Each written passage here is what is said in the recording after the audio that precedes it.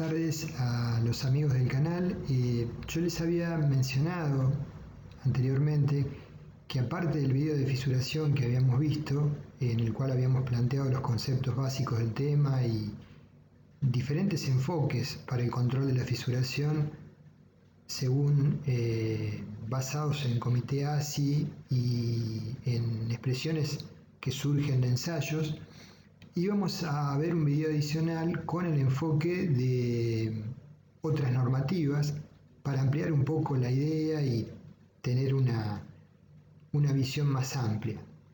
Y bueno, eso vamos a hacer en este video, donde aparte de plantear el aspecto teórico, vamos a ver un ejemplo de aplicación. Espero les guste.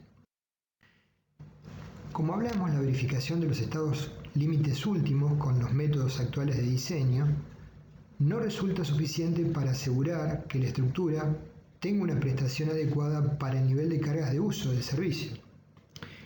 Y mencionamos también los estados límites de servicio más importantes son fisuración y el control de la misma, deformaciones, verificación de las flechas y vibraciones. Ya hemos hecho un video extenso de fisuración, hicimos también uno de deformaciones y también salió hace pocos días atrás un video de control de vibraciones en las estructuras de hormigón armado. Entonces nos queda pendiente este otro que es un complemento, el de fisuración, como les he mencionado anteriormente.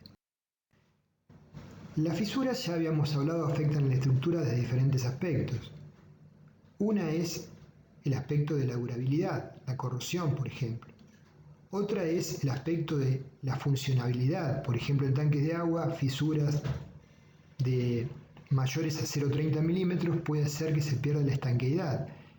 Y aun cuando no se vean comprometida la seguridad de la estructura, ni en ese caso importe lo psicológico, pierde las condiciones para las cuales fue diseñado, pierde la capacidad de utilización.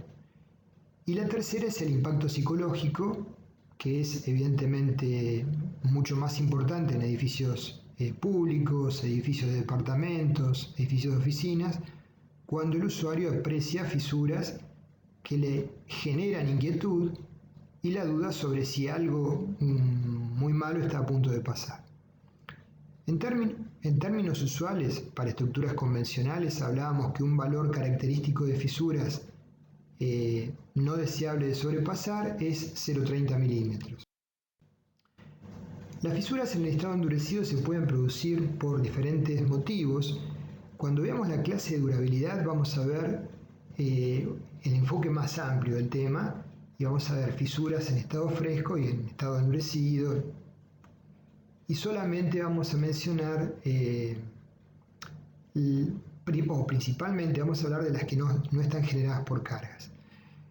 Bueno, en estado endurecido tenemos fisuras por corrosión en el acero, por deformaciones impuestas, vimos 2 videos de deformaciones impuestas, fisuras por cargas, que es el video de fisuración, y fisuras por ataques químicos como sulfatos, álcalis, etc. En este enfoque complementario solamente vamos a hablar de cómo evaluar la fisuración por carga, ¿sí? Los otros temas ya les comento, los vamos a ver en un video, 1 o 2 quizás, probablemente sean 2, que hablemos del tema de durabilidad. Según el profesor Arroyo de España, el 80% de las fisuras presentes en las estructuras se producen por acciones indirectas. Por tanto, la estimación del espesor de las fisuras por cargas y su verificación respecto de los anchos admisibles no nos garantiza que no se presenten estas con dimensiones importantes en sectores no previstos, como vimos en la foto anterior. La foto anterior era un muro de contención que estaba correctamente diseñado para las cargas actuantes, pero en el sentido longitudinal, en principio no había armadura de cálculo y por tanto se coloca una armadura a criterio del proyectista. Entonces uno puede consultar el código de reglamento con el cual trabaja y colocar esa armadura, o puede hacer análisis un poco más precisos, como vimos en los videos de deformaciones impuestas, con criterios un poco más adecuados para el control de las fisuras. Si no hace nada de eso, lo que va a pasar es lo de la foto, que se presentan fisuras muy espaciadas con espesores que no son para nada admisibles, muy visibles aparte, y que son generadores de ingreso de agentes agresivos que afectan las armaduras como mínimo. La correcta dosificación, mezcla y colocación y curado del hormigón, también la evaluación de las acciones indirectas, es sumamente importante para lograr el propósito final de contar con fisuras de espesores que no afecten la estructura ni desde el punto de vista de la durabilidad ni la estanqueidad si es una estructura que requiere ese requisito o estética. Solamente recordando posibles clasificaciones de las fisuras, tenemos según su profundidad, pueden ser pasantes y profundas o superficiales. Y según el movimiento pueden ser activas, hay que monitorearlas, o inactivas. Se generaron y allí están, permanecen inactivas. Si las fisuras son superficiales e inactivas y evaluamos la causa que las originó, entonces podemos actuar sobre las mismas sellándolas. Pero tenemos que tener para ello la seguridad de haber determinado la causa y saber que son inactivas. Si no, ese sellado y esa reparación no va a servir de nada porque va a presentarse una nueva fisura cercana a la que hemos sellado. Como guía para anchos de fisuras admisibles podemos consultar el código ácido 24R01, donde nos presenta entre otras cosas, esta tabla resumen, condición de exposición, distintos tipos de ambientes y anchos de fisuras tolerables, característicos. Por ejemplo, en ambientes no agresivos 0,40 milímetros, en ambientes medios 0,30 y en ambientes más agresivos de 0,18 a 0,10. 0,10 serían ya, por ejemplo, tanques de contención de líquidos. Ensayos realizados sobre todo en la década del 70, hubo una gama importante de ensayos en Alemania. Estos son ensayos de Rem y Rouge sobre vigas patrones con diferentes tipos de armado. Permitían obtener esta conclusión en esa época importante, en donde graficamos aberturas de fisuras en ordenadas y tensión en las armaduras medidas en abscisas. Y lo que vemos es que hay una correlación prácticamente lineal entre la tensión en la armadura medida en la viga y el espesor de fisura. ¿Sí?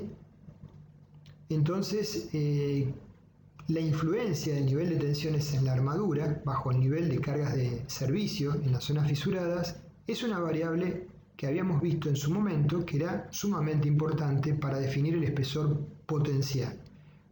Pero no es la única, es una de las variables, pero es una variable relevante.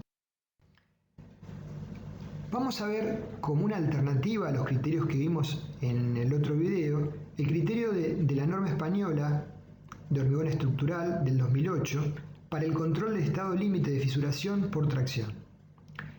El criterio se basa en la solución originalmente planteada por Fabre, desarrollada para un elemento tipo tirante, pero que puede ampliarse y cubrir casos de flexión con resultados adecuados. Vamos a respetar la nomenclatura de la instrucción española, porque aparte, si ustedes quieren consultar bibliografía sobre la normativa española, les va a ser más simple interpretarlo. Lo mismo hacemos cuando hablamos del código ASI 318, respetamos la nomenclatura del código mismo. Se estimará para el elemento en estudio el ancho de fisura característico omega K, que se corresponde con una probabilidad de ser superado del 5%. La norma española nos plantea que el espesor de la fisura característico es función de tres variables: la separación media entre fisuras, denominada SM, el alargamiento medio del acero entre fisuras, epsilon SM, que depende de la tensión del acero, como vimos recién, y de un coeficiente que considera la naturaleza de las cargas beta. Entonces, omega K es igual a beta, que para fisuración producida por acciones indirectas, es decir, deformaciones impuestas, vale 1,3, y para el resto de los casos, es decir, para cargas, 1,7.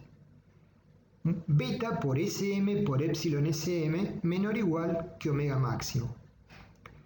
El valor de omega máximo es función de la condición de exposición ambiental y la normativa lo establece valores de referencia.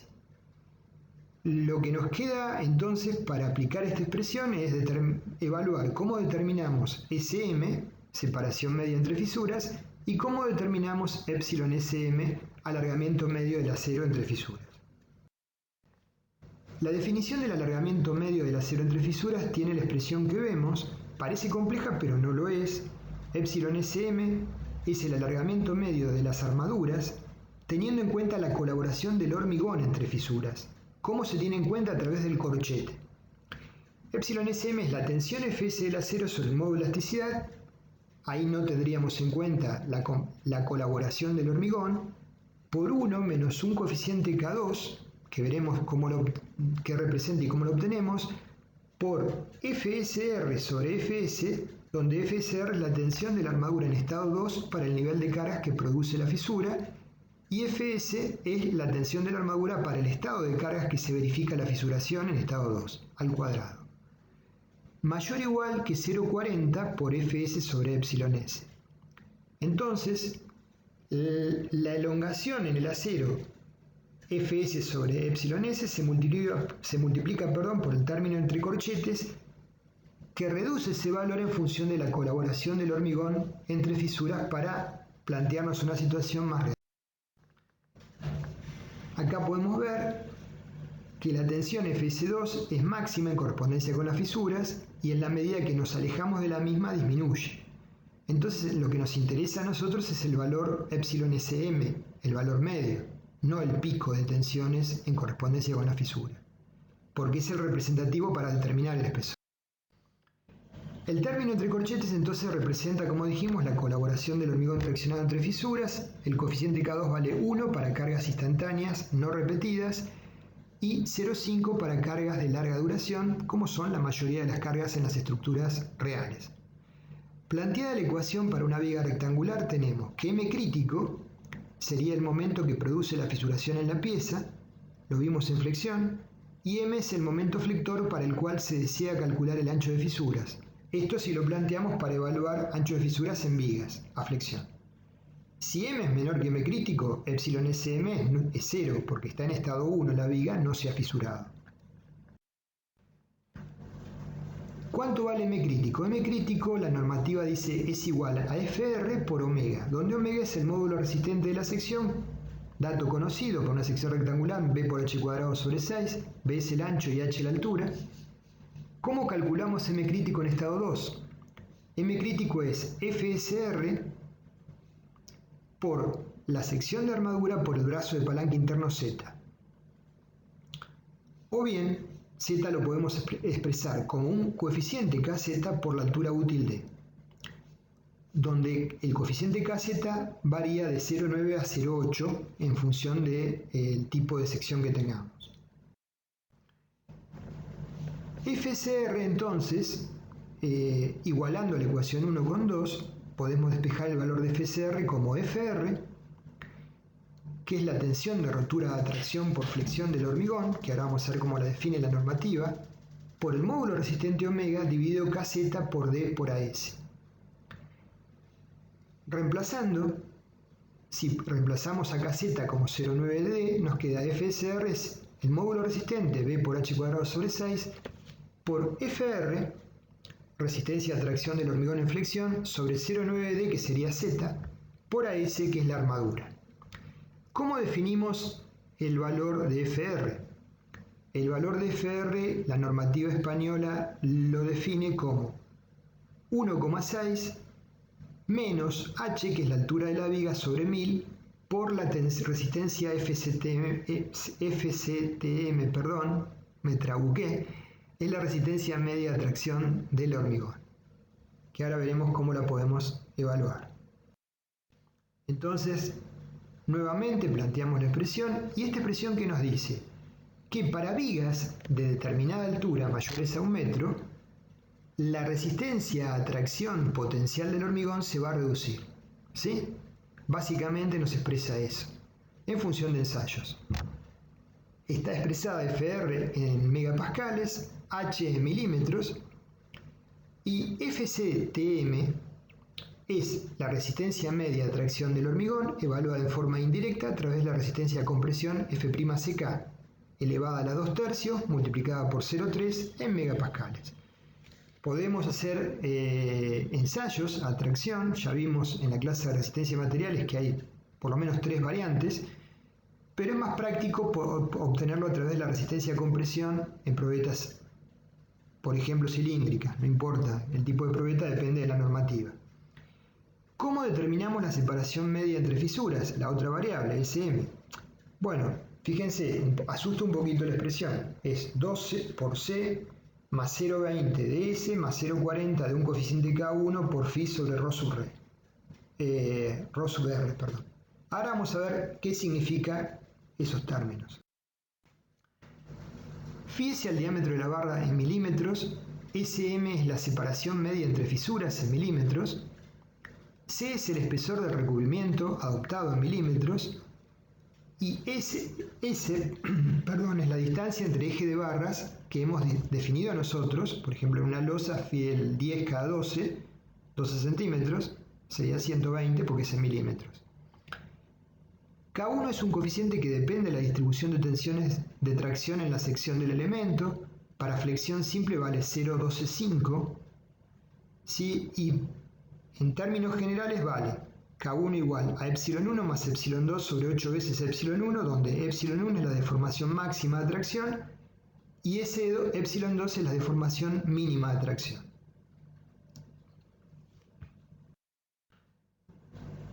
Acá vemos cómo obtener el valor de epsilon 2 y 1 para flexión simple, epsilon 2 vale 0, para tracción compuesta, o sea, flexotracción, o para tracción simple, donde K1 vale 0,25.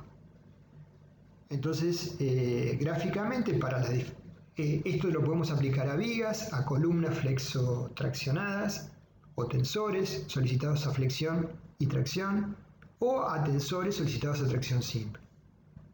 Y por ende a losas también solicitadas a tracción simple por fenómenos Con respecto a la cuantía efectiva de la zona traccionada para sacar el valor de ρ sub R, ¿cómo lo definimos? Como el cociente de la armadura S sobre el área efectiva a tracción ACF. El tema está cómo determinamos esa área. Bueno, el código nos dice que debemos tomar una distancia del baricentro de la armadura 7,5 veces diámetros hacia arriba y de ese baricentro hasta el borde, ¿sí? Entonces nos queda el área rayada no mayor que h sobre 2 de la altura total de la viga, ¿sí? Como tope. Entonces ACF será el área total, el ancho de la viga, por 7,5 más C más la distancia, básicamente más la distancia del baricentro de esa capa de armadura o de la armadura al borde. Entonces el área eficaz representa la zona de hormigón en torno a una barra que se tracciona realmente por efecto de la adherencia con esta. Así definimos la variable cuantía geométrica ρ sub R relacionada con el área efectiva traccionada de hormigón. Para una losa, por ejemplo, ¿cómo lo definimos? Tenemos una serie de barras distanciadas una separación S, por ejemplo, Fidel 10 cada 12, Fidel 10 cada 15. Entonces, el área cobaricéntrica sería 15 veces el diámetro de barra. Y la altura, h sobre 4 del espesor de la losa.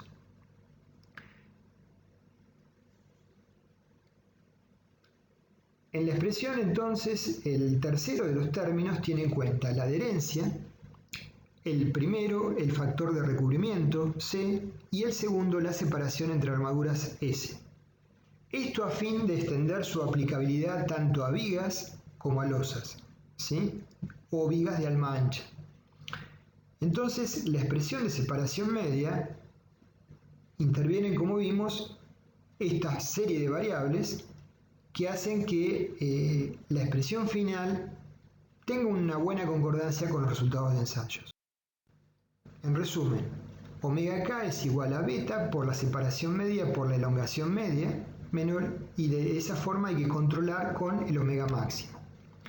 La deformación media epsilon sm ya la vimos cómo la obteníamos y la separación media también. El valor de omega medio va a ser s medio por epsilon s medio, y para estructuras solicitadas a cargas exteriores beta vale 1,7. Vamos a ver un ejemplo de aplicación. Tenemos una viga de 20 por 50 con 2 barras del 16 abajo y 3 del 12. Fiel 6 cada 20 de estribos, la altura útil es 46 centímetros, el hormigón es H25, el acero AN 4250, F'C es 25 megapascales, FI es 420 megapascales. Las solicitaciones de servicio, la luz de la viga son 5 metros, la suponemos simplemente apoyada porque es un ejemplo para ver la ecuación nada más. D es 800 kilos por metro cuadrado, L es 400 kilos por metro cuadrado y el ancho de influencia es 2 metros, o sea que hay que multiplicar D por 2 y L por 2. La viga se encuentra supuestamente en un ambiente exterior. El recubrimiento C es 2 centímetros como ven abajo en el dibujo.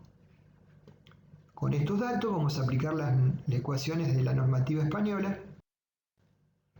Primero determinamos el peso propio de la viga, 0,20 por 0,50 por 2.400, 2,40 kilos por metro.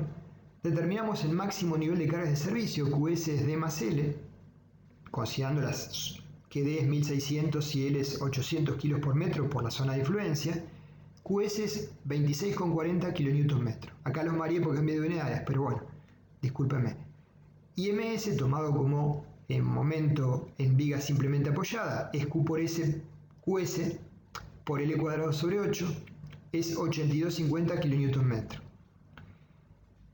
Vamos a definir ahora para nuestra viga la zona efectiva de atracción del hormigón.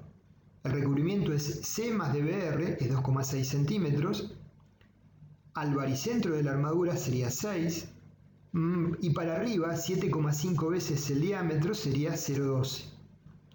Entonces tenemos 20 centímetros por 18 centímetros de altura, lo cual nos da un área efectiva igual a 360 centímetros cuadrados. Como control, 18 es menor que h sobre 2, que es 25, por tanto verifica. Ya tenemos el área efectiva. La expresión de cálculo omega K es beta por Sm por epsilon Sm. Vamos a calcular Sm. K1 vale 0,125 para flexión simple, C es 2,6 del dibujo, S 5,2. La tensión, la cuantía geométrica, ρ sub R es a S sobre A efectivo, es la cantidad de armadura colocada a S, 741, sobre el área efectiva de recién determinada, 0,02. Podemos reemplazar ahora en la expresión de Sm, donde Φ vale 1,6, tomamos el diámetro mayor de las barras,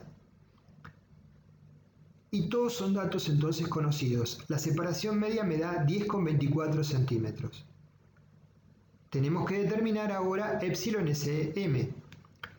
Empezamos por determinar la tensión Fs para el nivel de carga de servicio. El momento MK sobre el brazo de palanca Z, 0,9 por D, por la armadura S. Es una expresión aproximada.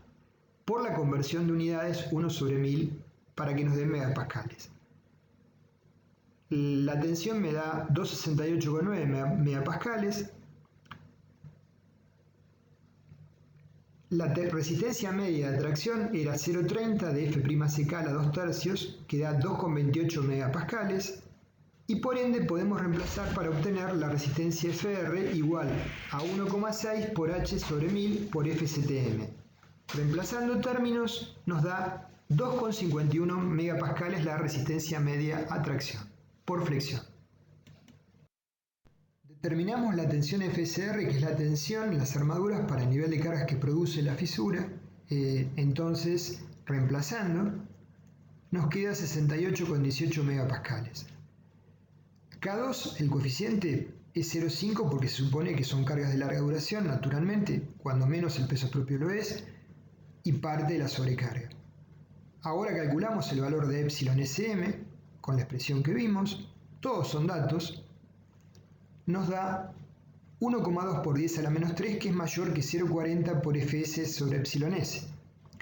Entonces tenemos todos los datos para calcular omega K, beta por Sm por epsilon Sm, donde beta es 1,7.